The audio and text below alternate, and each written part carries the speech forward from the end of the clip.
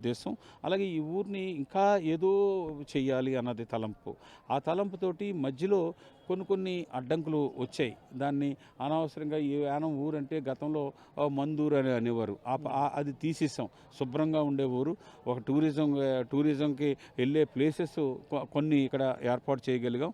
ఇప్పుడు పేకాట యానమా అనే పరిస్థితి వచ్చింది. కానీ 1 ఇయర్ నుంచి నేను కోర్టు ద్వారాగా ఆపడంతోటే రాబోయే రోజుల్లో ఇంకా పేకాట అన్నది కానీ, అలాగే ఈ ఊరు శుభ్రంగా ఉండే ఊరు అన్న ఉండేదాన్ని కొంత తగ్గింది. ఇప్పుడు వచ్చే హెచ్ఆర్ స్క్వేర్ కంపెనీ వాళ్ళు డబ్బుల కోసమే చూసుకుంటున్నారు తప్ప ప్రజల కోసం మనం చేయాలన్న బాధ్యత కంపెనీస్కి లేదు, ఇక్కడ పరిపాలన చేసేవాళ్ళకి కూడా లేకపోవడం వల్ల లేకపోయింది.